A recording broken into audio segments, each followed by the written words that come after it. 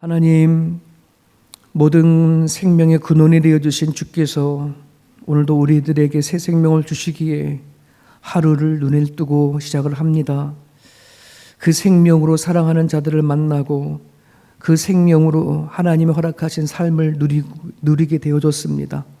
하나님 날마다 부어주시는 그 사랑과 그 은혜를 경험하며 살아갈 수 있도록 아버지 인도하여 주옵소서. 우리가 살아가는 삶의 현장이나 우리가 섬기는 교회 안에서나 그리스도의 사랑과 은혜를 잃어버려 번아웃이 되어지지 않도록 우리의 삶에 무너지지 아니하도록 하나님 우리를 단단히 붙잡아 주시옵소서. 그리스도께서 우리에게 행하신 그 은혜가 무엇인지 날마다 새롭게 깨달아질 수 있기를 원하고 주의 마음을 품고 하루하루를 살아갈 수 있기를 하나님 간절히 바랍니다. 내 능력, 내 힘, 내 무엇으로 무엇인가 해보겠다라고 하는 그 마음들을 하나님 주님께 가지고 나아갈 수 있도록 도와주셔서 그리스도의 마음으로 모든 일들을 감당해 나갈 수 있는 우리 모두가 되게 하여 주옵소서. 그러므로 환경과 상황 앞에 무너지지 아니하도록 도와주시옵시고 아버지 하나님, 주님의 마음을 닮아 내 환경과 내 주변에 있는 사람들을 그리스도의 눈으로 바라볼 수 있는 우리 모두가 되게 하여 주옵소서. 예수님의 이름으로 기도합니다. 아멘. 스가랴 1장 7절에서 21절입니다. 스가랴 1장 7절에서 21절. 같이 한 목소리 있습니다. 다리오 왕 제2년 11째 달 곧 스밧월 24일에 이또의 손자 베레가의 아들 선지자 스가랴에게 여호와의 말씀이 임하니라. 내가 밤에 보니 한 사람이 붉은 말을 타고 골짜기에서 화석류 나무 사이에 섰고 그 뒤에는 붉은 말과 자줏빛 말과 백마가 있기로 내가 말하되 내 주여 이들이 무엇이니까 하니 내게 말하는 천사가 내게 이르되 이들이 무엇인지 내가 네게 보이리라 하니 화석류 나무 사이에 선자가 대답하여 이르되 이는 여호와께서 땅에 두루 다니라고 보내신 자들이니라. 그들이 화석류 나무 사이에 선 여호와의 천사에게 말하되 우리가 땅에 두루 다녀보니 온 땅이 평안하고 조용하더이다 하더라. 여호와의 천사가 대답하여 이르되 만군의 여호와여, 여호와께서 언제까지 예루살렘과 유다 성읍들을 불쌍히 여기지 아니하시려 하나이까? 이를 노하신 지 70년이 되었나이다 하매 여호와께서 내게 말하는 천사에게 선한 말씀, 위로하는 말씀으로 대답하시더라. 내게 말하는 천사가 내게 이르되 너는 외쳐 이르기를 만군의 여호와의 말씀에 내가 예루살렘을 위하며 시온을 위하여 크게 질투하며 안일한 여러 나라들 때문에 심히 진노하나니 나는 조금 노하였거늘 그들은 힘을 내어 고난을 더하였음이니라. 그러므로 여호와가 이처럼 말하노라. 내가 불쌍히 여김으로 예루살렘에 돌아왔은즉 내 집이 그 가운데에 건축되리니 예루살렘 위에 목줄이 쳐지리라. 만군의 여호와의 말이니라. 그가 다시 외쳐 이르기를 만군의 여호와의 말씀에 나의 성읍들이 넘치도록 다시 풍부할 것이라. 여호와가 다시 시온을 위로하며 다시 예루살렘을 택하리라 하라 하니라. 내가 눈을 들어본즉 네개의 뿔이 보이기로 이에 내게 말하는 천사에게 묻되 이들이 무엇이니까 하니 내게 대답하되 이들은 유다와 이스라엘과 예루살렘을 흩뜨린 뿔이니라. 그때 여호와께서 대장장이 4명을 내게 보이시기로 내게 말하되 그들이 무엇을 하러 왔나이까 하니 대답하여 이르시되 그 뿔들이 유다를 흩어져서 사람들이 능히 머리를 들지 못하게 하니 이 대장장이들이 와서 그것들을 두렵게 하고 이전의 뿔들을 들어 유다 땅을 흩트린 여러 나라의 뿔들을 떨어뜨리려 하느니라 하시더라. 아멘. 지금 하나님이 스가랴에게 임하셔서 하나님이 스가랴에게 당신의 마음을 이렇게 드러내시는 이야기가 오늘 1장의 이야기예요. 그래서 이스라엘이 조상들에게 하나님을 속상했던 이야기, 그리고 그들이 다시 본인에게 돌아오면 나 또한 그들에게 돌아가겠다라고 하는 하나님의 그 마음을 이렇게 얘기를 했어요. 그렇게 얘기를 하고 나서 한 3개월이 지난 다음에 다시 하나님을 찾아왔어요. 그래서 오늘 그 스가랴 1장 1절 그다음에 1장과 7절 사이는 3개월 차이 이야기거든요. 그래서 다리오 2년 11월 14일은 하나님이 스가랴에게 제일 먼저 나타난 다음에 3개월 뒤에 또 나타나신 거예요. 처음에 스가랴를 찾아왔을 때에는 하나님의 음성으로 다가왔어요. 3개월 뒤에 또다시 스가랴에게 나타날 때에는 환상으로 보여주면서 이렇게 다가오시거든요. 그날이 이제 다리오 2년 11월 14일. 이게 이제 히브리 달력으로 이제 11월 14일이지만 오늘날 우리는 태양력을 쓰잖아요. 태양력으로 따지면 2월 15일 정도 된다 그래요. 그러니까는 호주를 따지면 이제 봄이고 아니지 여름이 지나서 가을쯤 들어가는 부분이 되겠네요. 자, 이 시기는 유다 민족을 정복한 바빌론이 바사 제국, 즉 페르시아 제국에게 이미 멸망을 하고, 그리고 멸망을 시키면서 페르시아 왕 다리오 왕이 유다 백성들을 너네 고향으로 돌아가라 라고 기환시킨 지가 1차 기환시킨 지가 18년이 지난 거예요. 그게 다리오 2년이거든요. 그러니 유다의 민족의 입장에서는 70년이라고 하는 포로 생활이 끝나고 1차 기환을 한 다음에 18년이 지난 다음에 하나님이 스가랴에게 임한 장면인 거예요.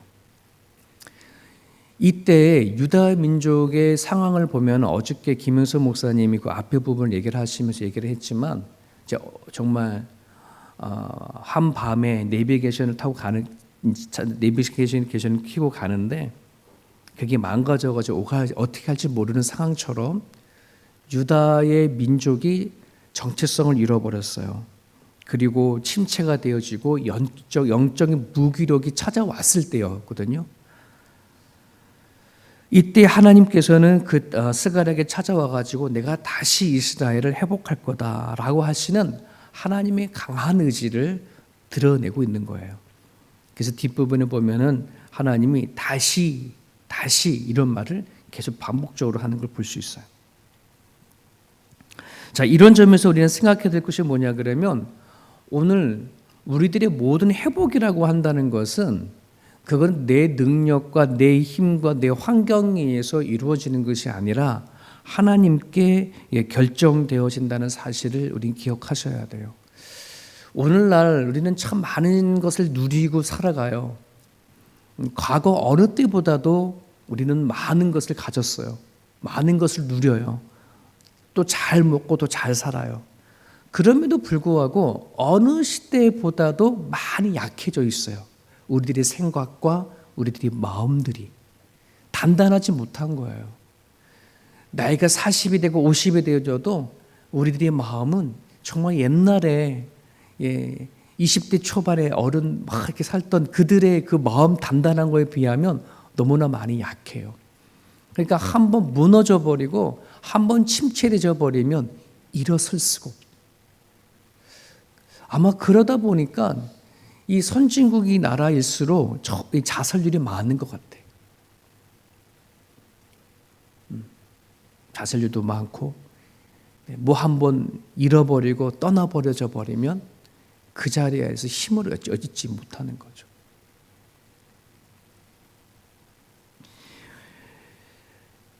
이스라엘 백성들이 어쩌면 포로로 귀환을 했을 때에 야 이젠 해방이구나, 70년 만에 우리가 해방이구나 라고 고국으로 돌아와서 단단한 마음을 가지고 자 우리 한번 다시 무너진 성전을 이렇게 세워보자 했지만 주변에 그거를 반대하고 약화시키는 그 세력들이 있었잖아요.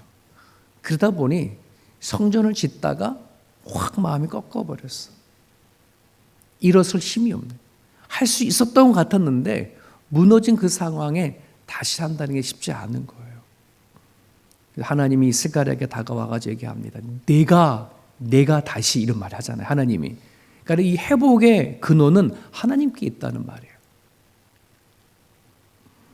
우리는 그걸 명시해야 합니다. 오늘 우리 삶 가운데 무엇인가 내가 새롭게 다시 회복하려고 하는 것이 있다면 그건 하나님 안에서 찾아내야 되는 거예요. 하나님 안에서 다시 우리가 회복되어질 수 있기를 소망해요.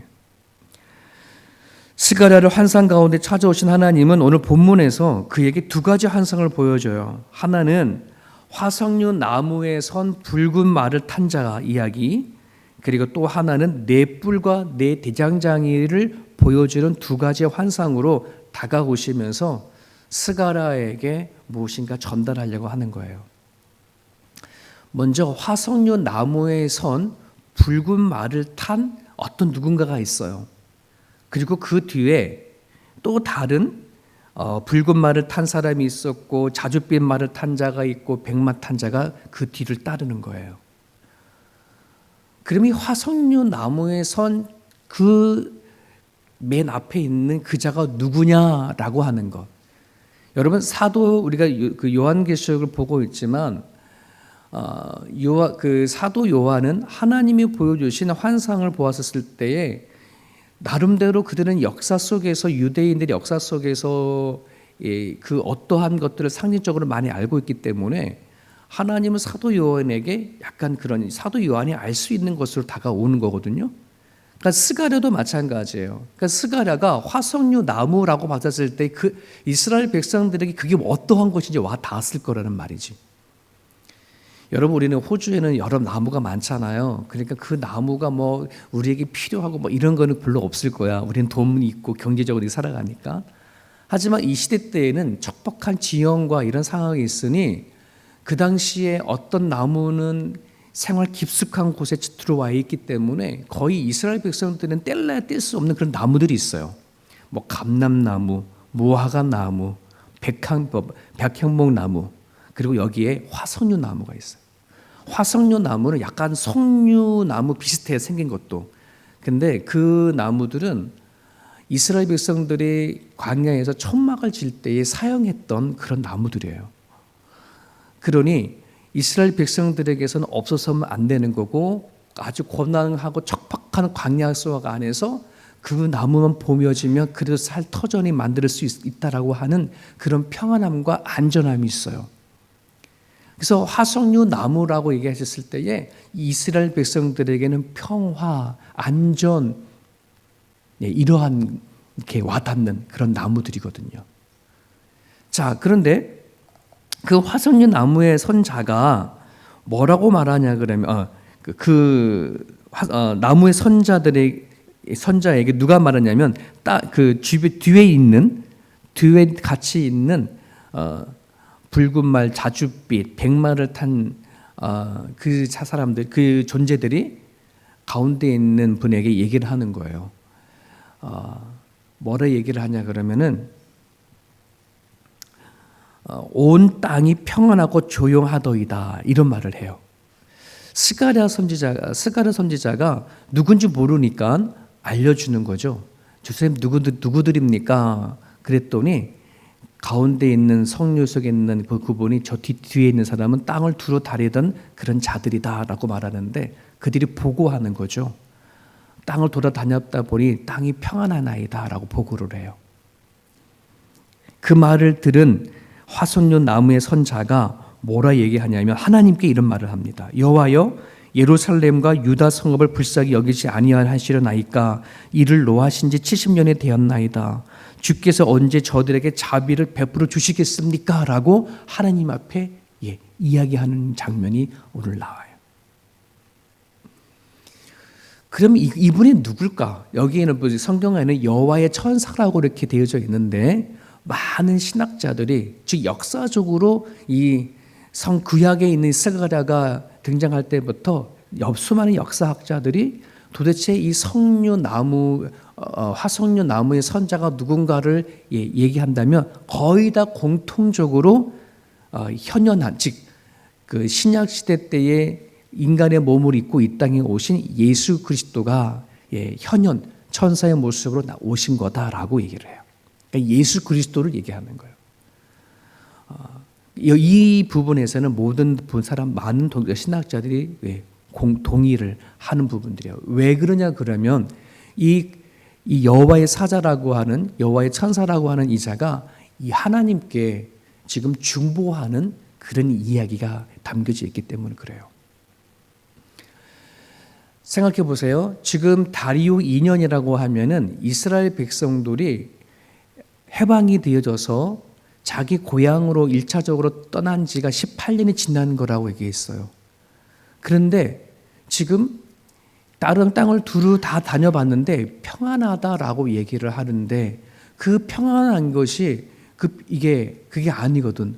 하나님, 지금 당신의 백성은 아직도 저렇게 회복하지 못하고 있는데 세상은 평안합니다. 이게 말이 되겠습니까? 하나님 언제 당신의 자비를 베푸시겠습니까? 라고 하는 것을 이 중보자이신 예수 그리스도가 얘기를 하는 거예요. 좀 어떻게 보면 70년 만에 해방이 됐으니까 뭔가 되어진 것이 아니야. 뭔가 해방이 됐잖아. 이렇게 생각할 수 있잖아요. 그런데 아니에요. 예수님은, 중보자는 무엇을 회복해야 되는지 너무나 잘 알거든요.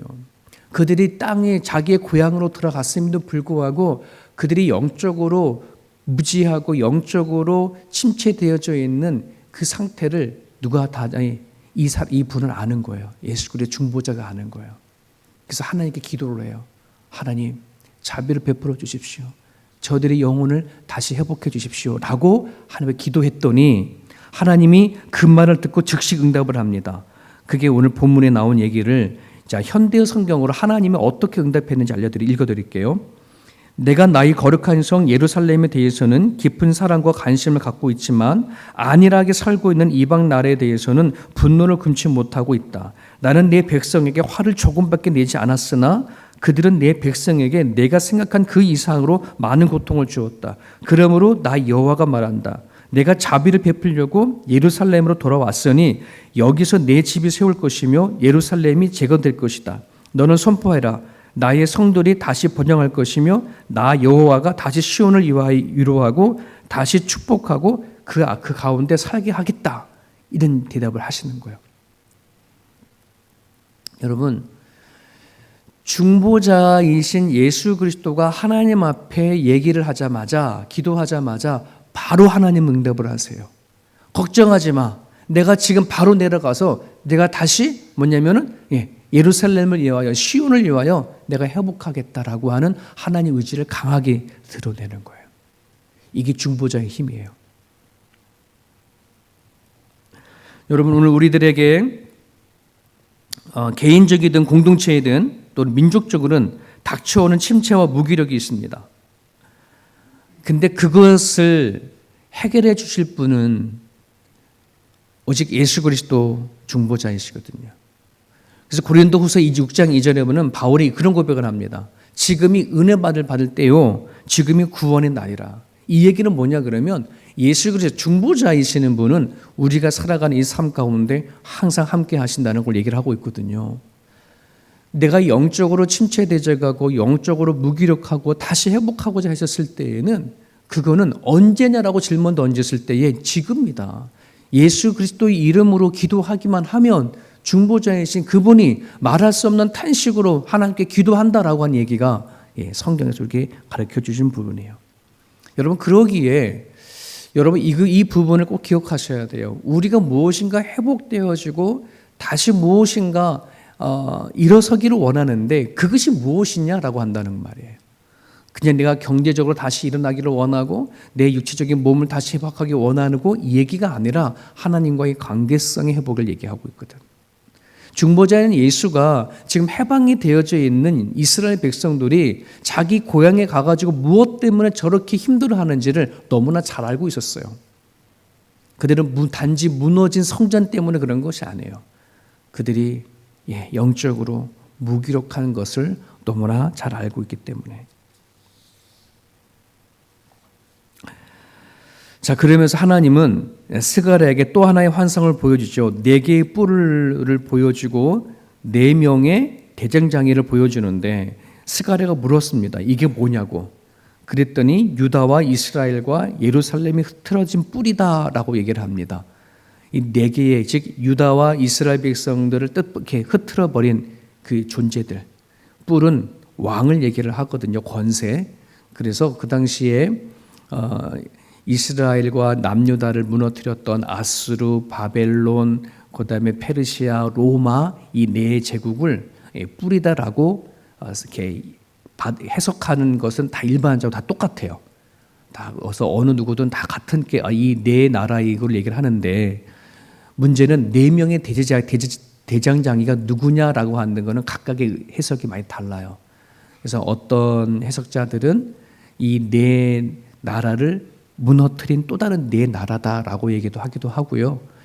성경에 나오는 지금 학개, 스가랴, 에스겔, 말라기 이런 선지자라고 말하기도 하고, 또 신약의 사복음서라고도 말하기도 해요. 근데 이 대장장이가 누구냐라고 하는 게 중요한 게 아니라 하나님이 이들을 보내서 유다와 이스라엘을 무너뜨렸던 그들에게 두렵게 하겠다, 이 얘기인 거예요. 두렵게 할 거고, 그리고 그들의 권세를 하나님께서 다스리겠다 하는 내용이 스가랴에게 주시는 메시지입니다. 여러분, 오늘 우리가 살아가는 삶을 지배하는 것, 그 권세는 하나님께 있는 것이지 세상의 권세에 있지 아니하심을 여러분 기억을 하실 수 있기를 바랍니다. 어쩌면 성경 안에는 영의 사람이 있고 육신에 속한 사람이 있다라고 얘기를 하잖아요. 우리가 하나님을 모르는 게 아니에요. 오늘날 교회 안에는 육신에 속한 사람이 너무나 많아요. 하나님을 알지만 여전히 세상의 권세와 세상의 능력 앞에 무릎을 꿇고 살아간 사람들이 너무나 많아서 이 두 양다리를 걸치어져 있는 그리스도인이 참 많은데요. 하나님이 내 모든 삶과 내 모든 삶의 터전을 이끌어 가시는 근원이라는 사실을 우리가 이런 말씀 앞에 인정하고 받아들였으면 좋겠습니다. 하나님은 질투하시는 하나님이라고 얘기하는데요. 이 질투가 당신이 사랑하는 자녀들에게 행하면은요, 그건 고통스러워요. 하지만 그 질투가 자녀가 아니라 이방 나라, 즉 그리스도인들을 핍박하는 자들에게 행하면 도리어 그것은 우리에게 회복이 되어지는 기회이거든요. 그러니 하나님과의 관계성을 가지실 수 있기를 여러분 기도해 주셨으면 좋겠습니다. 그래서 이 아침에 오늘 주신 말씀을 가지고 기도할 때에 내가 무엇을 회복해야 되어지는지를 놓고 기도해 주시되, 다른 것보다는 하나님과의 관계성이 더 깊이 회복이 되어질 수 있도록 기도해 주셨으면 좋겠고요. 그리고 두 번째는 오늘날 많은 교회 성도들이 교회를 다니지만 육신에 속한 자로가 아니라 영의 사람이 되어줄 수 있도록 기도해 주셔서 항상 우리들의 마음 가운데 무엇보다도 하나님을 향한 소망이 두고 살아갈 수 있게 해달라고, 하나님이 나를 부르신 소망이 얼마나 큰지, 하나님이 그리스도인들에게 주시는 기업이 얼마나 풍성한지 그것을 맛보아할 수 있도록 이 아침에 그렇게 기도해 주셨으면 좋겠습니다. 오늘 주신 말씀 붙잡고 자유롭게 기도하시다가 돌아가시길 바랍니다.